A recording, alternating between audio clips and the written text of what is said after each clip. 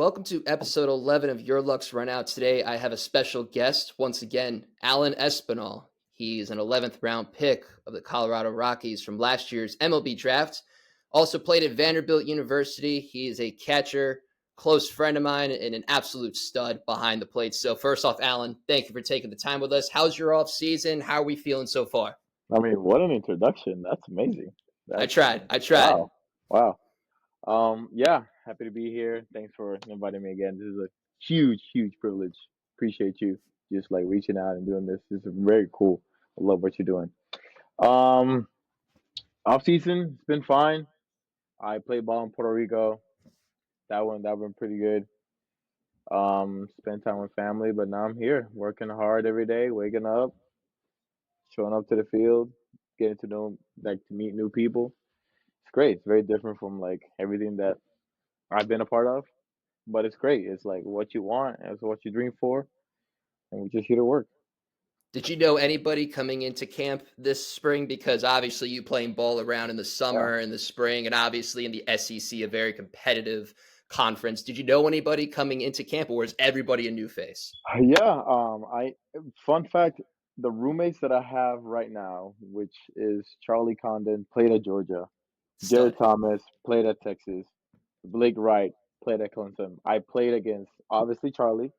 I played against Jared, and I was in the regional with Blake because he went to Clemson. We're in the Clemson regional. So everybody that I'm rooming with right now that I didn't obviously didn't know, we were shared the field in one way or another, which I think it was pretty cool. But I knew Cole Messina coming in.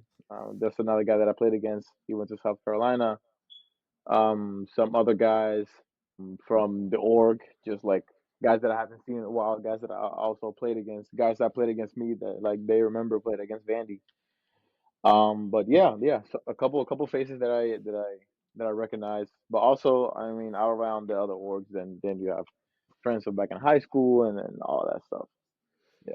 Yeah, you mentioned Charlie's your roommate. He was the first round pick for the Rockies, third overall. What's he like in person? And he's an absolute stud. You saw it in his last year in Georgia, especially behind the plate. You were right there when he was up to bat. Yeah, it was really crazy watching that guy hit. I remember because you see a guy that's raking in the SEC, you want to know, okay, let's see what this kid's about. Like, let's see if the hype is real. Let's do this, let's do that. And I was like, okay, like I'm not gonna treat it like any other guy. So his first at bat against us Friday, we get him to a 3-0 count. We threw a strike, and then I'm like, okay, like 3-1, he's definitely sitting heater. Like, who wouldn't?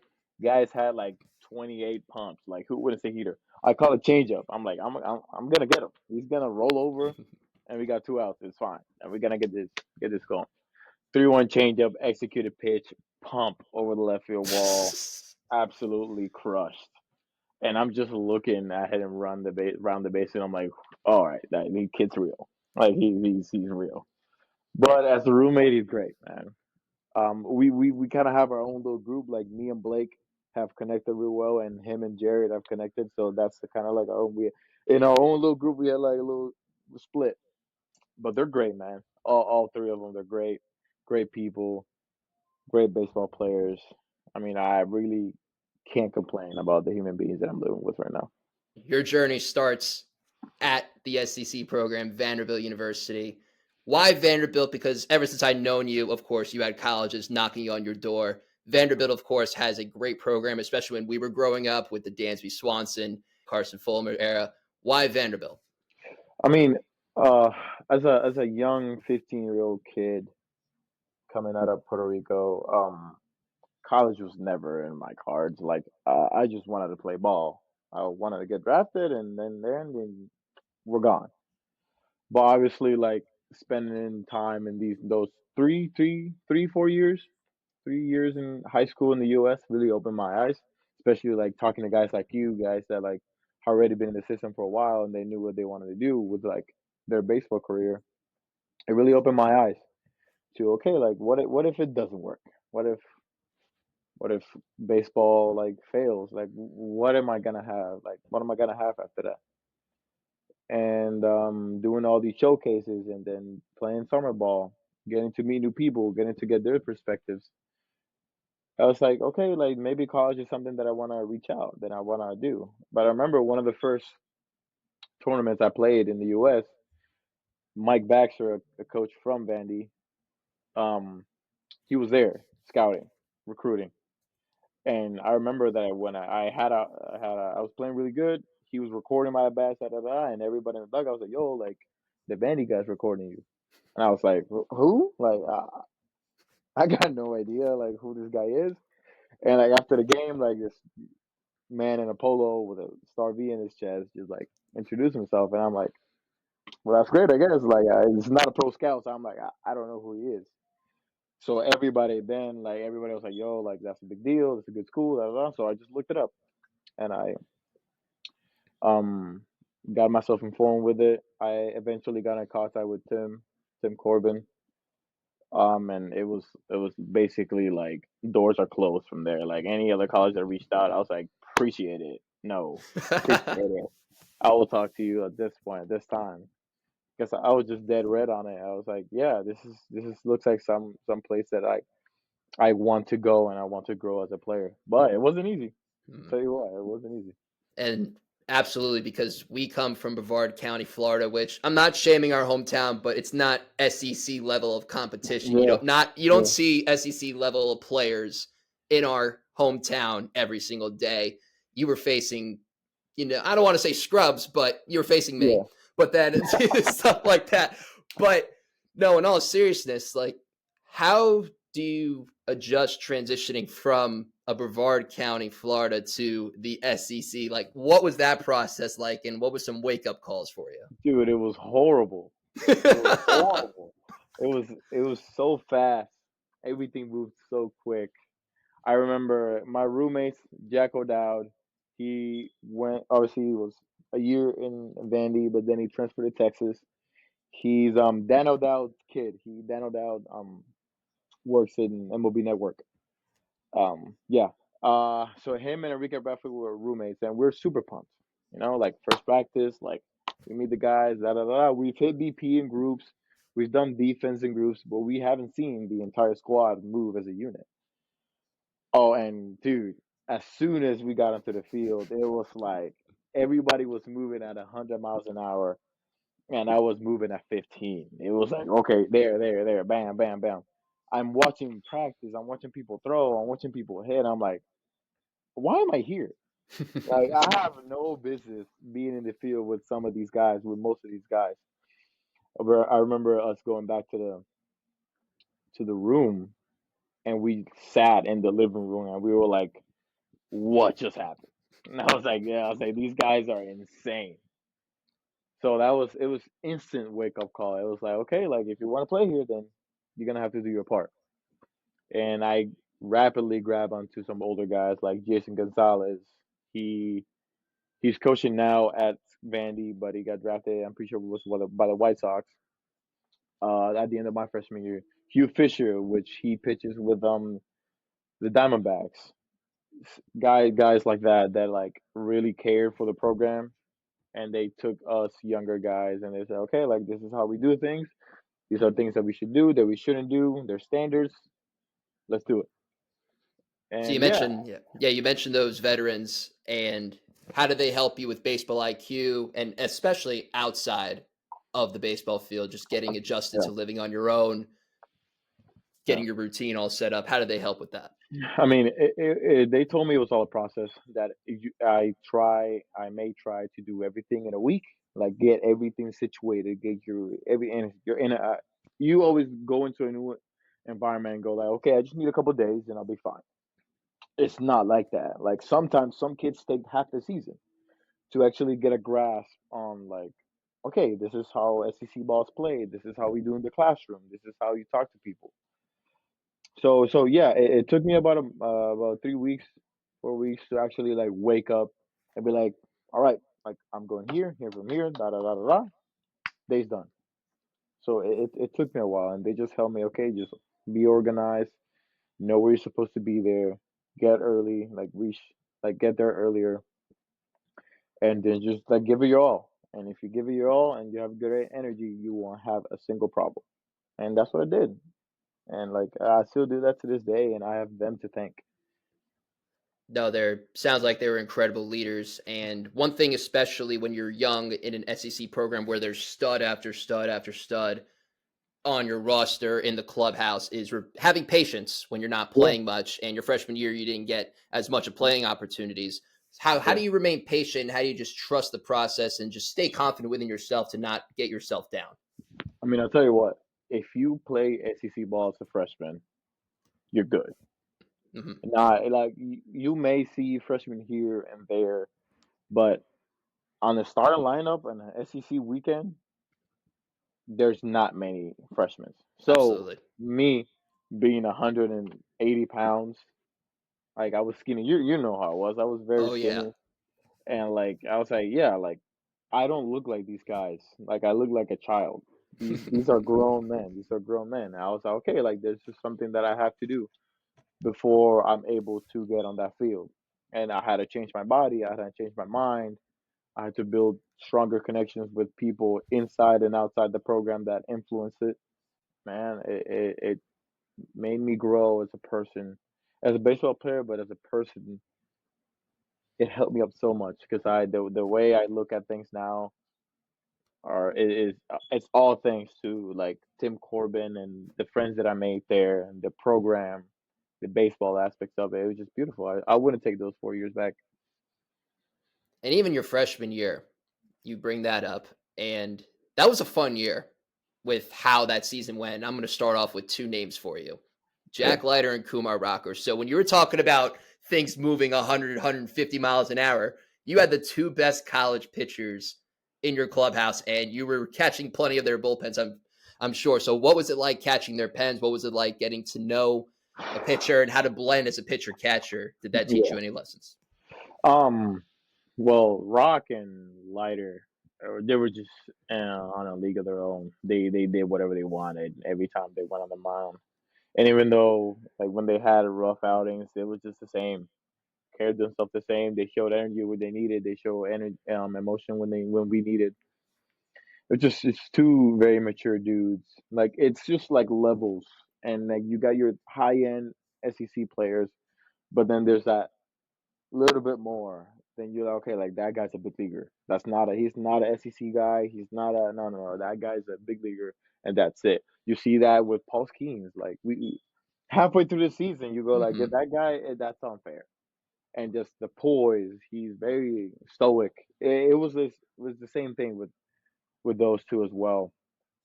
Catching them was like the easiest thing you could ever do. I could catch them with my eyes closed because they said, okay, this fastball's gonna go in the outside corner, and there it was. Slider's gonna be in the dirt, get ready to block. There it was. They could do whatever they wanted with the ball, which really separated themselves. They separated themselves from any other guy I've ever caught. Really, even though I didn't get to catch them in games like Pens, you learn a lot. You learn a lot. You learn like their mentality, what they want to do, like how they use their misses to tunnel their other pitches right off that miss to make it look good, make it look like it's a strike when it's really not, when it's a tough pitch to hit. But yeah, that freshman year was special, man. And before we get into the exciting and the popcorn of all that, your first college hit against FIU on May 18th. And did you black out running around those bases for the home Nah, man. run? I did it. I didn't.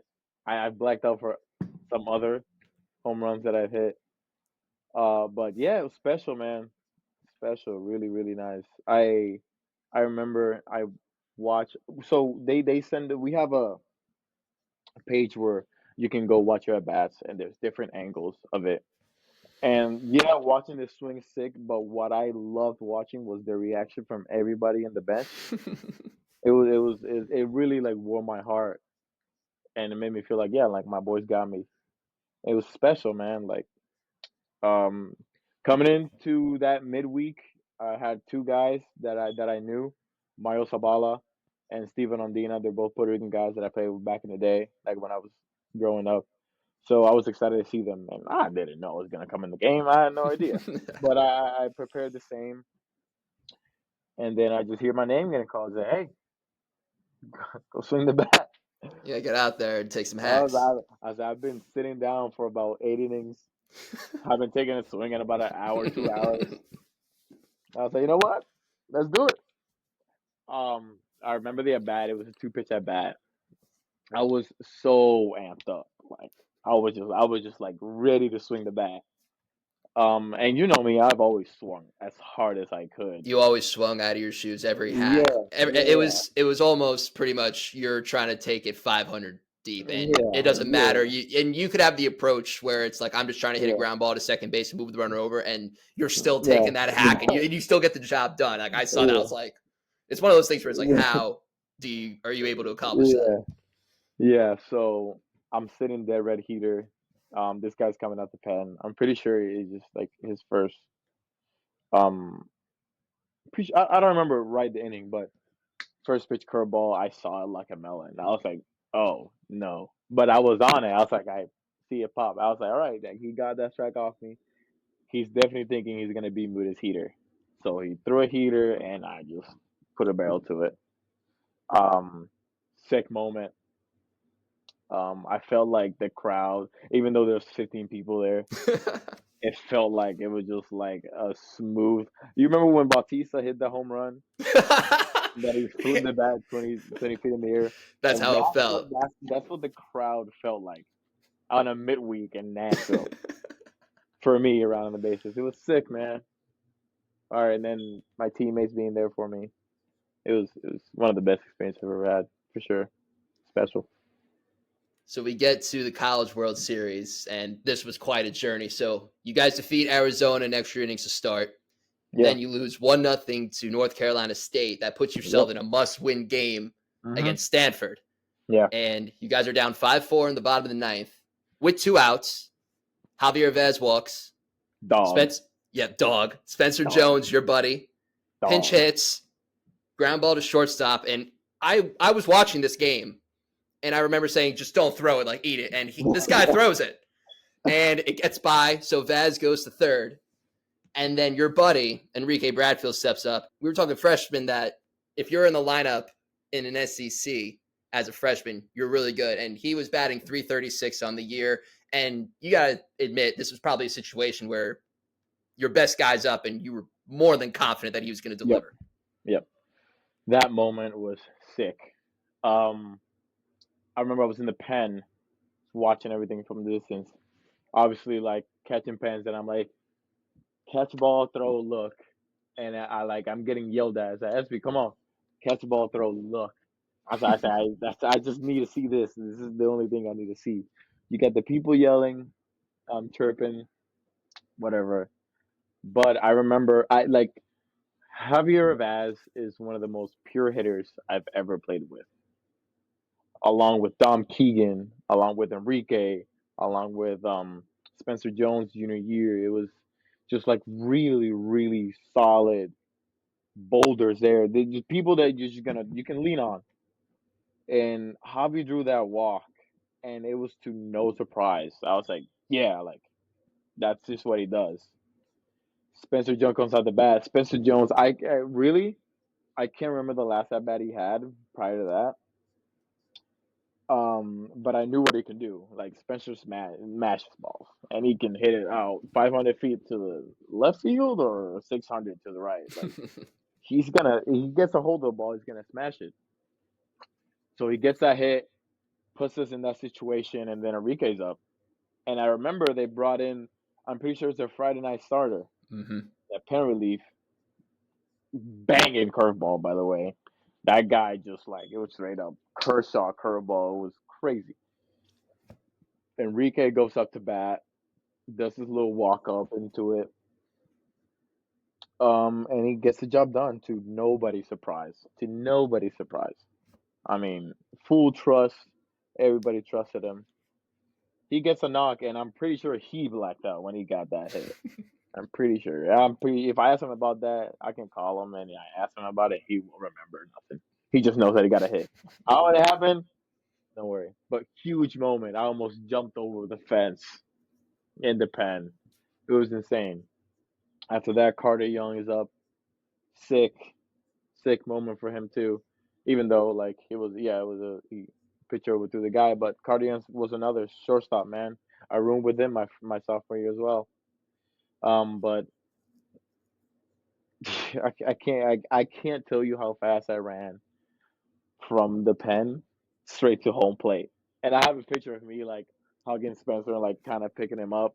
I was gonna say my Yeah, favorite moment of that entire game, and it's strictly just because I know you, is yeah, the camera cuts to Jones yeah. after he scores on the wild pitch to He win has it. no They're shirt. ripping his jersey off, Yeah. and then all of a sudden he sprints, and then there's you, and he absolutely I, you absolutely get swallowed. Like he just goes right yeah, into your arms, this is and I huge was like, news. dude, that's my friend. Like I was, and yeah, dude. So like that moment must have just been It was sick. incredible, especially in It was, Omaha College World Series. What the stakes were too.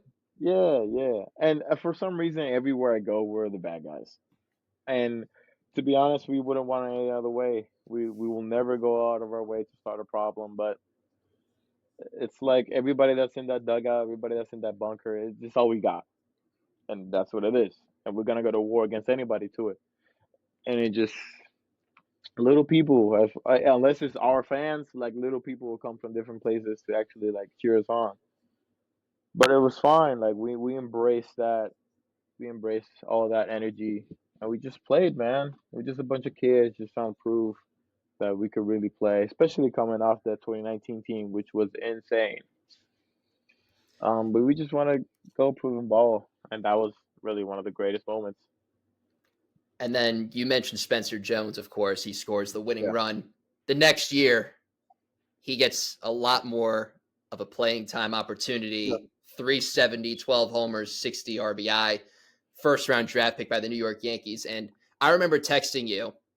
I don't let's see if you remember this. I remember yeah. texting you and I was like, hey man, what's the scouting report on this kid? Obviously, I've seen him play. I know what he can do, but I can see I need that familiar face. I need a clubhouse Yeah, inside source. yeah, And your response, and I'll remember to this day, he's a stud, but also a really, really big guy. yeah. This is a huge human being. He stands on like 6'7", and then I'm pretty sure he's no, he hasn't. And he just hands are like this high. He Mm-hmm. swung at like a 3, 4.5, which made it even longer. He was also injured coming into his freshman year, and that's a very smart guy. He took it upon himself to get better. When he felt that he was like slipping a little bit, he knew exactly what to do to put himself back on a track. Just high respect for a guy like that because it's low maintenance. Never had a problem like with outside. Just a guy that showed up and did what he had to do, and he was just really passionate about it. We were talking, he's with the Yankees organization and had a really good spring. Yankee fans, of course, are really urgent for him to get to the big leagues Yeah, because Juan Soto leaves. The comparisons to Aaron Judge with the stature, the batting yeah. stance. What can you tell Yankee fans? Let's just say there's some Yankee fans tuning in here. What can you say to get their hopes up and give them something to look for? I mean, Spencer's a guy that's going to love wherever he plays at. He's a guy that's always gonna have a smile on his face, come hell or high water. Very likable guy. He's a great player, but an amazing person. I mean, I've seen interviews about him all the time, and he's just a well-spoken guy, a guy that cares deeply for other people, that builds true, meaningful bonds with people. And it just overall, he's exciting to watch. Like that's a guy is that weighs a lot because of his. He's like tall, but he's also like a big dude. And then he gets down the line in 6 steps. Like it's a very exciting guy to watch. He's gonna electrify everywhere he goes. So just like stay tuned and just be patient. He's gonna be there too. Trust. You also mentioned Jack Bolger. You two were a catching tandem your junior year. So how did you guys blend Yeah. so quickly? Be such a dominant 1-2 punch behind the plate, and did you learn anything from him? Did he learn anything from you? Me and Jack have a great relationship. He's one of my best friends. Um, we talk here and there. Another smart guy. I mean, talk about a brain. Like in the classroom, outside of it, the guy was just really. It's just bright. It's a bright guy. But yeah. Even though a lot of people ask me like, oh, like Like, do you have beef with him? Like, are you guys like cool, whatever? And it's like, yo, yeah, like we are competing for a position, but at the same time, that's my brother. I never wish bad upon him, even though like you do. Like our natural desire is to play. Like I want to play, but for me to play, that meant that he had to have a horrible turn of events. He had to be playing bad. So I completely, excuse me, I completely switched it. It was like, okay, like whenever they need me, I'll be there. And anything we saw, anything I saw when he was catching, anything he saw when I was catching, it was just like a constant like we got better at this, and then we saw something, and then bam on top of that, and it was just it kept going like that. Um, but yeah, like I'm always been more about instincts and trust your instincts. He thinks about everything. He sees the play like 15 times in his head before it happens, which makes him a really good baseball player. So I got that from him, and I told him, trust your instincts. You've been playing this game for a while, so he got that from me. It was just like we complemented each other really well. Where like one of us did this right, and they're like, okay, like that's good. Teach me how to do that. Walk me through how you did that. Da da da da da, and then just kept pushing from there. And then we talk about your senior season. You had a big year. Let's just say that. You led the team in home runs with 13, batted just under 290, 49 runs driven in. What broke it open for you for the senior year, especially from the power department? Work, man. To be honest, just a lot of work.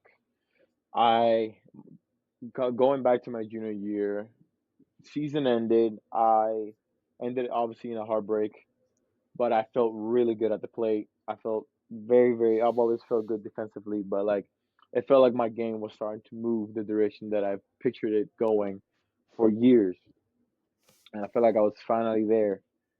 Um, so I played half a season, and obviously coming into the draft, they all I had an opportunity to go and play pro ball, and the money wasn't right. I never cared about the round, but the money wasn't right. I was like, okay, if I'm getting offered this playing half the season, let's play a full season. Like I'm gonna take care. I'm gonna take over that program. I'm gonna make that special task mine. That's gonna be my team. So I said, I bet on myself. I said, okay, bet. Like, um, I know I can do this. I've seen the guys that come and go through this conference. I know I can go toe to toe with the big guys. I knew it. I had that confidence in me, and coming in, I was just like, I'm just gonna. If there's any doubt that who's gonna catch, I was gonna shut it off. It was like, okay, there's gonna be no doubt. Like when you look at that lineup and you go, I got my first baseman, second baseman, da da da da, catcher. That's only one option, and that was gonna be me. And that's kind of the mentality I took. I took at it. I was like, I'm just gonna work my ass off. Excuse my French. Not a To problem. just go at it, go at it. I'm not gonna give them a chance. I'm not gonna get Tim Corbin a chance to even think about. Okay, maybe Espinal, maybe Bolger. I was like, I'm gonna take it, and it's good. Like woke up very early to hit because that was the part of my game that I needed most work on. And one of my best friends, also Jonathan Bastine, he was with me the entire time. He just hit a home run actually against Auburn. Good swing. Um, but I would just go early and hit, and we helped each other so much. So he was a huge help because he's a baseball nerd. That's a nerd right there. He knows everybody in that plays major leagues in their swing and everything. So getting to know him at a personal level and connecting on his side of the ball and then on my side of the ball. So it was great, man. I just learned a lot about myself. I learned how to use my swing, where my strengths were, and I just did that, and I just stuck with it the entire year. Obviously, ups and downs, but that's the name of the game. One of the things that's important, especially once you step into that upperclassman role, is embracing a leadership role. And you mentioned just having the confidence. You Yeah. mentioned, I'm the guy for the job.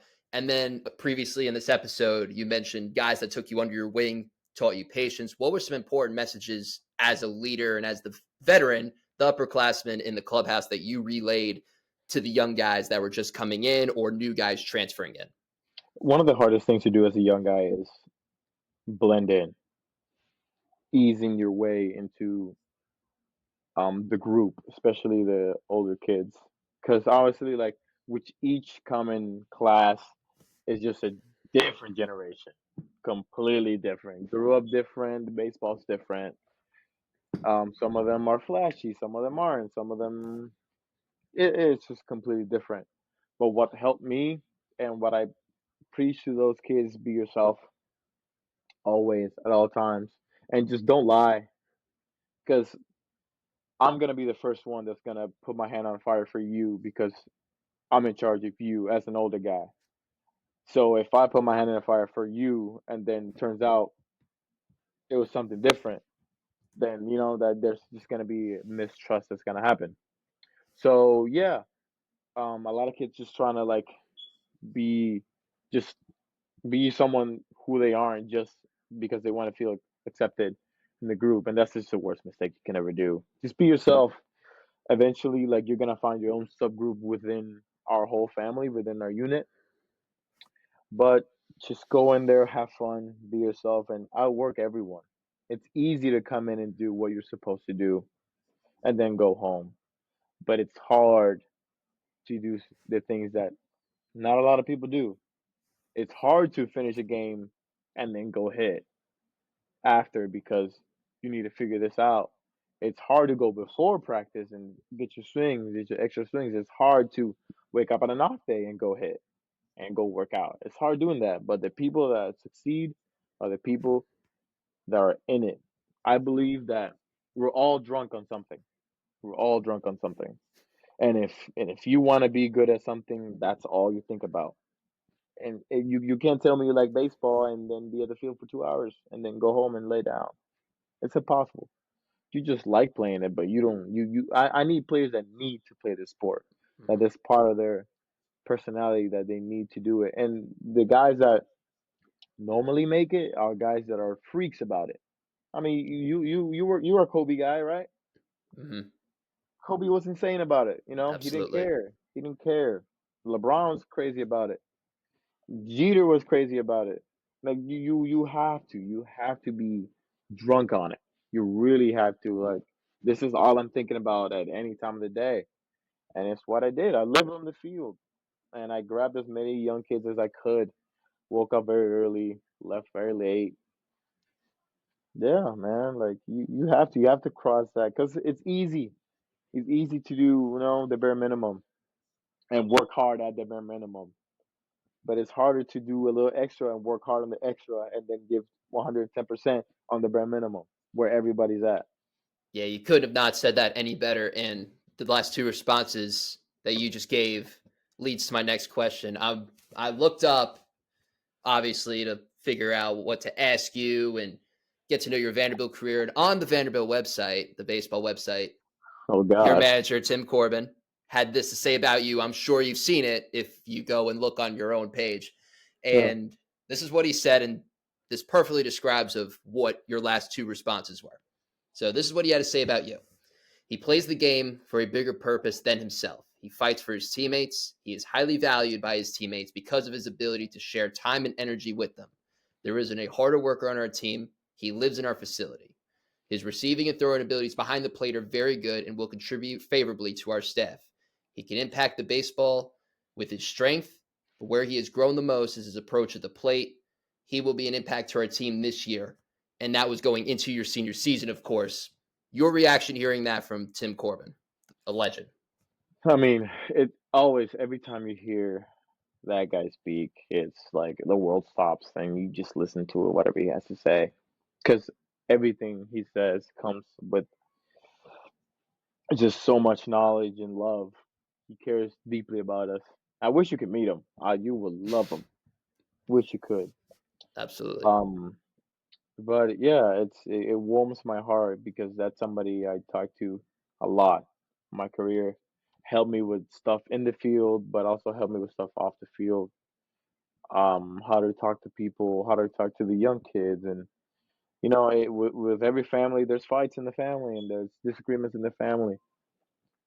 So talking to him about that too, like how do I manage that? Like how do I handle all this pressure? Because every young kid, every single question they got is like, "What do I do, SB? Like, what do I do, SB?" And sometimes you just want to be in your own bubble, which I like my time alone, man. I like locking myself in my room sometimes, but sometimes you can't. Mhm. Sometimes you can't, and that's those are the cards you're dealt. And with those cards, then you have to play your best hand. So doing that was if I just had to see life differently, man. Even though like I never asked to be put in that leadership role, that's just the role that I was put in, and I take pride in doing my job well. So I was like, okay, if this is what I'm gonna do, then this is I'm gonna be the best at it, or at least try to. And he helped me through that entire process, and he still does to this day. Cares about me, cares about my family, cares about all of us. So hearing that from him is very special, especially him knowing and being there for the entire 4 years that I spent there. So yeah, it just means the world. And then you mentioned family, of course, very important. Your two brothers, Dylan played ball at Alabama State, some independent ball as well. Yep, Edion, your youngest brother, tearing it up at UCF right now. We were just dog. talking about that before the episode starts, and he will possibly be a future guest on a future episode. I So mean, I you got to reach. want to talk to that guy? He's in his I December. absolutely will. I reached I out to know him after he hit his first bomb that over at UCF. I had to reach out. I was like, dude, guy. absolutely incredible. Yeah. So what does it mean not only to have their support, because of course they're your brothers, so that's the best responsibility you could have as a brother is supporting one another, but for Yeah. them to have their own successful paths in baseball, and what influences have they put with you? My brothers have been my best friends my entire life, and that's something that's never gonna change. I'd rather hang out with my brothers than with anybody else, especially now that we're so far apart. I mean, you experienced the Espinal brothers. Oh yeah, We're you up close. guys always close. Every time you walked in Well, together, worked out together, you yeah, guys were cussing each other out if one of you guys was slacking. yeah, Oh, I remember. yeah, yeah. Um, it's just a good bond, and we all learn from each other. I mean, Nick brother is my biggest role model. There's no guy that works harder and nobody that I had to like figure it out for himself once he left the nest. Truly, he took the world by storm and said, "Okay, I'm gonna do as much as I can with it," and he did, and he did. I have huge respect for that man. I wish him nothing but the best. If I could trade my career and give it to him, I would in a heartbeat because I know how much he loves us and how much he put into it. Obviously, God has different paths for all of us, and he's figuring that out. But he's a guy that's always there, a stone, someone that like will never leave me alone, never leave Eddie on alone, just because he cares, man, and he's the best big brother in the entire world. And I believe that me and Eddie are a product of like the influence he had on our lives, and I hope he realizes how much he means to all of us. But man, I can't say enough words to describe how I feel about my big brother. I mean, he's the best human being, just a great dude, man. And Edion is just killing it, man. I mean, he's playing the show out there on rookie Mhm. mode. And I'm gonna get a hit today, and then wham! Oh, I'm gonna get another. Got a hit. He's just doing it all. So happy for that kid too. I've always knew he could ball. There was no question about it. He went to a summer league in the Northwoods and hit like 400. Then came back and just did it again because baseball's that easy. Like Incredible. what are you doing? What are you doing from both sides too? And another extremely hard worker. You know him too. Hmm. A guy's a workhorse. Guy has such a give a shit level for what he does, and I respect him for it.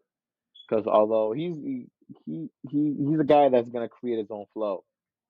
He's not gonna go with it. Like he's gonna dig out his canal, and then everybody's gonna look at it and be like, okay, yeah, that's the way. Let's go that way. And that's what he's been doing. Another guy that he's been in a starter role his entire life. Every team that he goes, he's top player. And I think coming into UCF, even though it was for a short amount of time that it wasn't playing, it really like, okay, like if I want to play in D1, like this is not Chipola anymore. This is not Vieira High School anymore. Hmm. Like I'm gonna have to turn it up a little bit, and he did, and he did, and he's there. There's just no one that loves the moment more than that kid, and he's just killing it, man. I wish nothing but the best of him. It's going crazy. He is. And one thing that I always will see whenever I watch Eddie on now is the freshman walking into our workouts in the off season because he was still a tank as a Yeah, man, kid, little fat kid. but he was still a tank. But I just see the baby, and still with you. And I mean, last time I Yeah, saw you in person, it's been a couple of years, just yeah, because it's been wild. we're on different paths with my career, yours. And I remember seeing you, and I'm looking at you now, for example. You've got the Yeah, beard all trimmed up perfectly. yeah, You got your swag up incredibly. And I remember you and him, baby face kids, no facial yeah, hair whatsoever. And you were skinnier as you mentioned earlier. And then yeah, last time I saw you, the first thing I said is, dude, you look freaking good, because you were 20, 30 pounds of muscle, like, easily. yeah. And now I'm looking at you and I'm like, dude, you look like a professional. Your brother now is taking it up. And all I could say, yeah, from my side of things, absolutely, as a friend, I'm proud of you guys, especially. Thank And you. of course, your older brother too. He would whip me into shape too, as if he was my brother. I remember he would get on my Yeah, case sometimes during our yeah, workouts. And when we worked down the off seasons, it was a ton of fun. yeah. And one guy that whooped us to have the mentality that you have now, Edwin Jimenez from Empire Sports at our hometown. What can you say about him? What's the influence he has on your life and your career as a baseball player? There's nobody in this world that cares more for youth and for others' progress than Edwin Jimenez. Hands down. Hands down. Like, great trainer, knows the game in and out, does multiple sports, but like the type of person he is, you don't see those guys often. You don't see a guy that's been through what he's been through Mm-hmm. and still continue to be the same person and have the same level of like care for the people that come in through that door. I mean, he's been such a help um to me, to my brothers, to my family, and I really can't thank him enough. And it gets me a little bit emotional because it's someone that's been through a lot of stuff and someone that is very underappreciated, coming from somebody that works hard and knows what it takes to reach that next level, or is at least understanding of what it takes to reach that next level. And I'm like, kids, you gotta hang on to someone like him, Mm-hmm. especially in the area where we live in. There's not a lot Absolutely. of people that care like how that man cares for people. There's a lot of people scamming out there. That guy's legit. Empire Sports is a legit place, and I've I've I've built bonds with people there, friends from high school. I mean, Key, that's one of the Yeah. best guys. That's an OG right there. That's on Oh yeah. Empire. People like that like just like that have adopted his lifestyle, and then everything from there on is just like smooth sailing because there's one way to live this life, and it's just to put your head down, do the right thing, and keep working. That's what it is, and that's something that he's always done. Um, and I really can't repay him for everything that he's done, but I will eventually. Eventually, he knows. He knows. We'll see the jersey someday at the facility. That'd be A a little bit wholesome more, a moment. little bit, little something, little something. Absolutely. And I mean, Yeah. you could agree with what I'm about to say. He's like a second father to me. And obviously, Yeah. I didn't make it to the professional level, but he helped me with the life lessons, which got me into a much better shape mentally Yeah. and realizing what it takes to get where you want to get and achieve your dreams and Yeah. achieve your goals. And all credit to him for that, whipping me in the mental shape, especially. Yeah, man, it's bigger than baseball, and he's always said that. He's like, "Hey, Hmm. like, I know he's Puerto Rican as well, so like, our dream is to play ball until we die, but it's bigger than that." And he helped me understood that, and that made me a better baseball player. Understanding that once you leave the field, like, you need to have your own hobby. You need to like do something else to like decompress. and he did a really good job. He's doing something really really special with those softball girls down there, Mhm. and I can't wait to see him reach that next level. And I know he will. I know he'll take a program and turn it around and make it into an empire, a true empire. I know he will. Without that, we're not having this conversation We're not. because We're we not. met. We're not.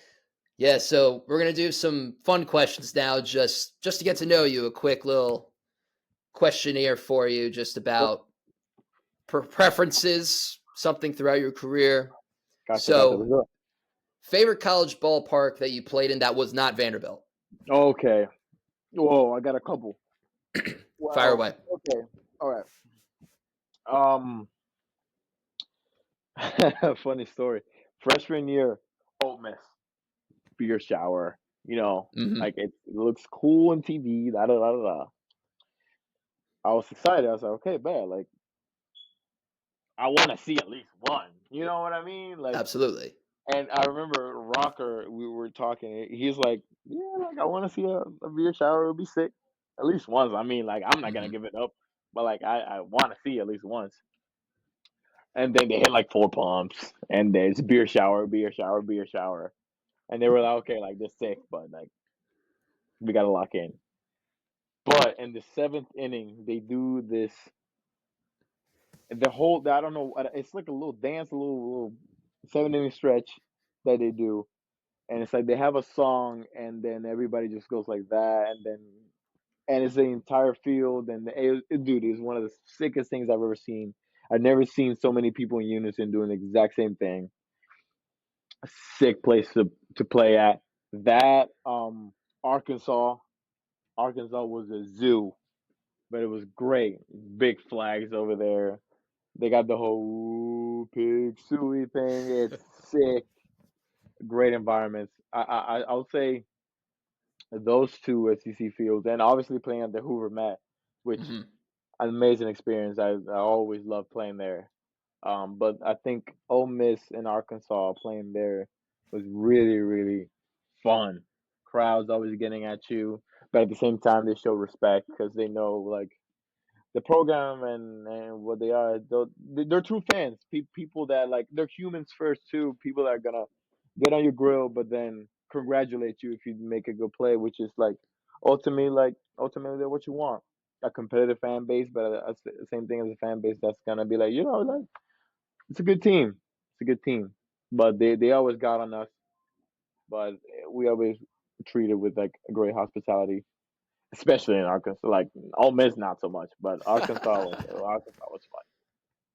You played in a few big league parks in your college tenure and throughout the years. Which one's your Yep, favorite? I've only played in two, which has been Globe Life and Tropicana. Love Globe Life. Was walking in there, the biggest scoreboard you could ever think of. They have it. It's insane. That scoreboard is bigger than like the house. Like it's insane. It's insane. But playing at the Astros field was different. It's different from the train, the big wall, hitting the cages, everything. It was so fun. The views were great. It sounded fantastic. City around it, I think Tropicana takes a cake on that one. Now, do you have a favorite home run because you did homer in both those ballparks? I But is there did. does those ones stand up there, or do you prefer any of those big ones you hit in college? Damn. I know. I was like, I That's, think I'm going to that's, stump you with this one because yeah. it's hard to pick each and every single home run That you've is hit. But that is. Well, I have at least two. Um, Junior year when we played at Globe Life, my first pitch of the season, I hit a mhm.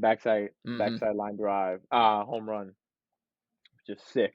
I remember because I've been working really hard and I had really good scrimmages and the pitchers were like, yeah, like we like you back there, da da da da da, and I was like, okay, like I got it, I got it, I got the start, let's do it. And like for the first two games, I didn't play, and I was fuming, very angry, truly not myself, pouty, acting like a child. And Enrique came up to me one of the times. He said, like, "What are you doing?" And I'm like, "What do you mean? What am I doing?" And I said, you look like a little girl. Just you look like a little boy that's spouting like that. This ain't you. Everybody can see it. Like he said, you're gonna get your chance. Just like keep being you. And that opened my eyes. That opened my eyes. I was like, yeah. What am I crying about? What am I doing? And then when I got the start, then yeah, it was just like I was like, I'm all gas, no brakes. And I hit the home run there backside. And that place I blacked out. Soon. I got made fun of so much If you look by at the video of you running the bases, you're yeah. pumped. You're It was screaming. You're talking it was your a talk. Like it's. it was a walk off in the second inning. It was a Yep. walk off in the second inning, and that's all the guys say. Oh, SB hit a walk off in the second inning. Like it was crazy.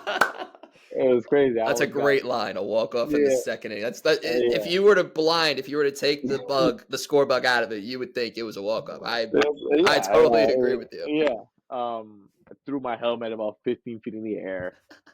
It was just that moment. It was nothing going through my brain, but like I just want to get home so I can just like celebrate a sick moment. And then it was a game against Texas. The last funny those my two most favorite home runs are against Texas, which is crazy. Um, we played at Texas in Tropicana. We won the first two games, and Devin Futrell is pitching.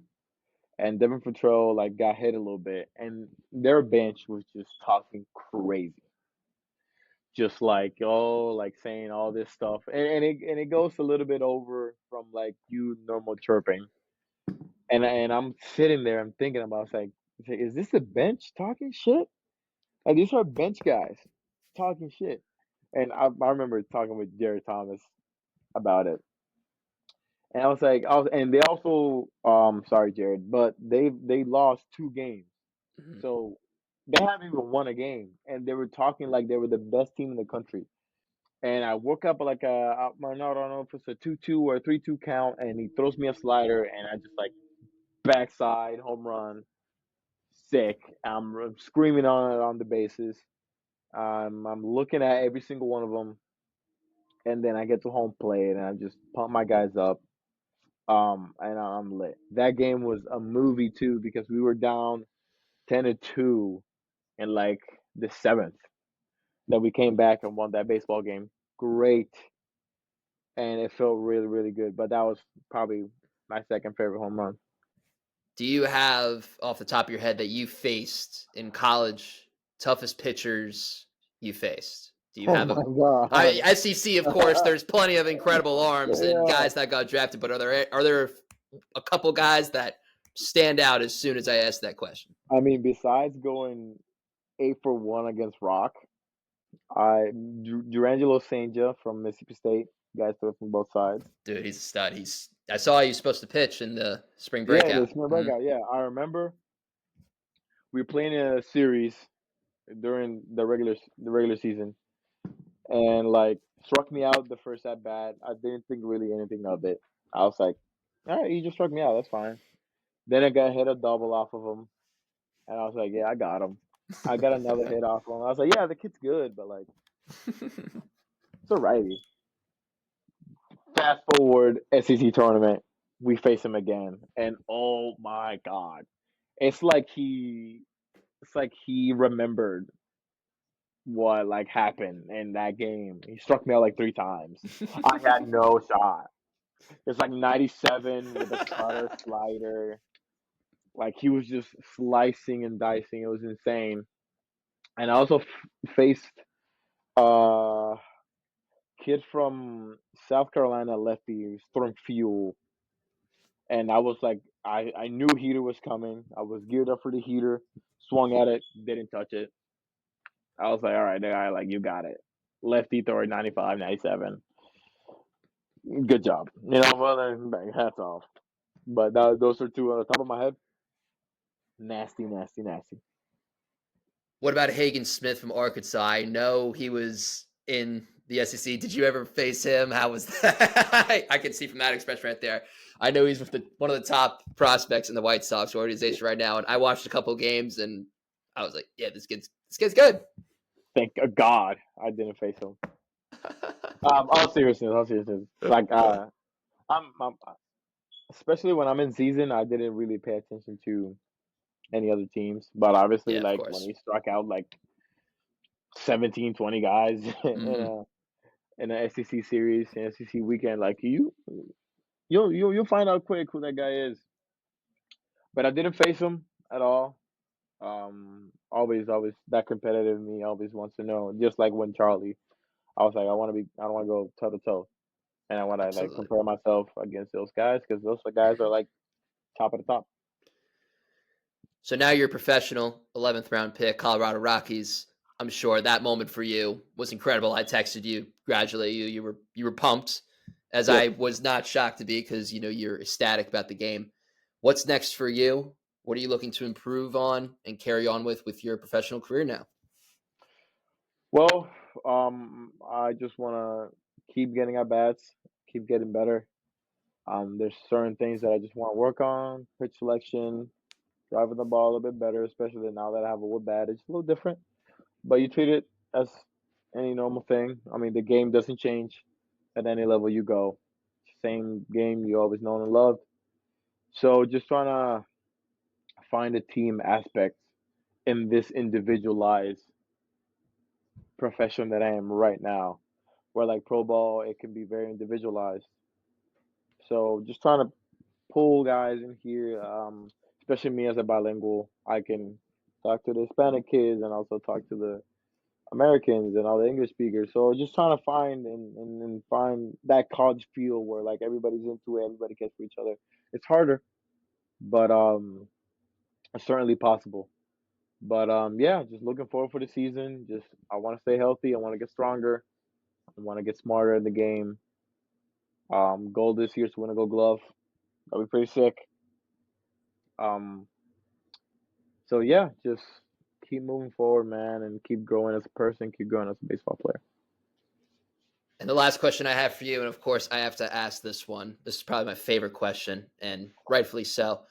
How much did Julius Lux have an impact on your career and where you're at right now? Dude, you may think this is a lie, but I remember when we lifted together. I was like, how is this guy so strong? Like I don't get it. I don't get it. I used to remember seeing you like bench press those 75s, and I was like, how is that even possible? So I remember working out. I was like, I'm gonna be stronger than this guy, and that's just You what I probably, yeah, do. no. When I saw you, when we were talking earlier, and I was like, you look good. I was like, dude, this guy definitely, he's catching up. Yeah, Definitely is caught up. If that. yeah, and like subconsciously, like I always size people up in my brain. I was like, yeah, we can do a bench off right now. Let's see what's good. And so yeah, man. You may think it's a lie, but yeah, like fitness goals always been like, yeah, especially in high school. It's like I may be stronger than everybody on my team, but I know I'm not stronger than that guy. So like I need to be stronger than that guy. Uh, well, one thing Yeah. I'm glad you didn't mention is he has less hair now, because it's going away. But yeah, man, dude, if we ever get a chance to work out again, we got to have some fun with Yeah, it, dude. man. That would be so Bring it fun. on. I'm still lifting. I'm There still at you the gym go. every morning before I work out. Oh yeah. So that's hilarious, man. Yeah, no, we used to have some fun times at the workouts, blasting. We used to fight over the aux. Like you'd play Yeah. Ariana Grande, and I'm like, dude, I can't work out to It's a Ariana banger. Grande. I'm like It's a playing banger, man. Drake. I'm playing all the rap songs, and they're like, Yeah. dude, I need some pop mixed into Yeah, this, like you need to find your back. Billie Eilish. I'm like, dude, I gotta get something that makes me want to run through a wall. And then Sometimes you gotta just sit down and stay in cool. between sets, you're like jamming and And singing along. Me and I Cole. know. I was like, Yeah. how in the world do you guys do this? Like I said, I had a when we were working out, it's like I have to be listening to music or I'm gonna bash my head through a brick wall and Yeah. be like, let's freaking go. Yeah. Oh Yeah. I'm man. sure just switch it up a little bit. Yeah. Oh man. Alan, thank you for the time that Thank you, you man. made, because I know you're a busy man. You got camp going on right now, some games going on right now, and I know we go way back. So again, I Yeah. appreciate the favor, and I appreciate you taking the time to clear out your schedule and join us. And maybe someday we'll have we'll make another episode. I mean, you know where to find me, man. You know where to find me, and it's a pleasure. I mean, this is the first time I've done anything like this, so I was Really. honestly super excited. And like, what better person to do with you, man? Somebody that like I truly respect, and somebody that I've basically grown up with, man. So yeah, it was great. It was great. I had a really fun time. It didn't feel like we've been talking for like an hour. It didn't feel like it. No, not So at really all. It's excited. just no, you did great. Yeah, Shared a lot of stories, and absolutely, your time at Vanderbilt was incredible. yeah, And I could say this, not just as your friend, but at the time when I was playing college ball and seeing you work out, man, yep. always been a pleasure, and I mean, always yeah, looked for up to sure. you. And even though you're younger than me, it was just you're Yeah, absolutely incredible, and it's just an amazing person to have around, dude. yeah. Absolutely, bro. Thank And you, like man. I said, Appreciate it. respect goes right back to you, man. So Yeah, I appreciate the time. So for this sure. is Your Luck's Run Out. Follow us on Twitter, Instagram, TikTok, Your Luck's Run Out. Subscribe to the YouTube page, and thank you for tuning in.